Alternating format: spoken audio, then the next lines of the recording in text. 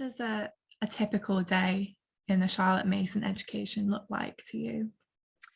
I mean, a typical day to me is probably quite different, a different answer. There is no, I mean, there is no typical within the philosophy itself, because as the bio, you know, the one of the authors of her biography, Essex Chumley, said she didn't leave any recipes behind.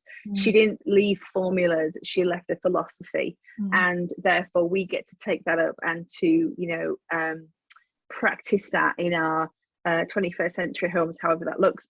I'm sure there are many Charlotte Mason and PNEU schools still across our country and across the world, and I'm sure there are certain things there are, I'm sure I can probably describe how they may look like, but in our home we have a real rhythm to our, I mean, you can see the backdrop here. This is my kind of home library and schoolroom, as it were, even though my kids spread out across the house when they're doing their own independent study. But we start the day gathered around scripture, and for the Bible reading we do poetry. We have a read aloud, a literature read aloud that we're reading together. We will talk about that. The kids will get a chance to talk about you know, what they've heard and what that meant to them, the readings that we've had.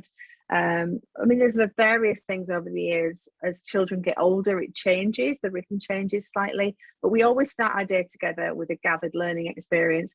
And then my children, because they're all older now, so I've only got 2 left at home who are still being home educated, but then they will do some more independent study, which means they're doing, you know, maths, and they're doing copy work, they're doing map work, they're learning a language, all these things that Charlotte Mason saw as part of what she described as this feast of education. And then we'll gather back again after they've had some time doing that, and we'll do history together, we'll do geography, we'll do science. And so we have this rhythm of kind of together, and then they have some independent study, and then we're back together again. As you know, no matter how old they are, we always do some gathered reading aloud together.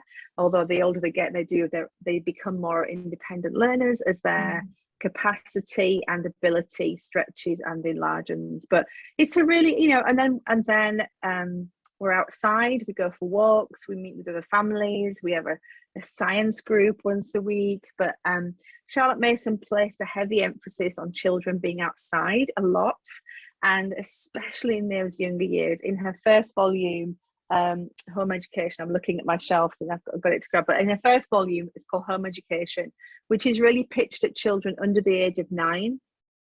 She really encouraged parents to have their kids outside just as much as possible, you know, have this, and I think that's great, you know. And we get this expression throughout education. More and more there are things like forest schools, and you've got school classrooms with gardens and veggie patches and allotments, but she wanted children to connect with the world they were living in through nature, through reading, through experiencing.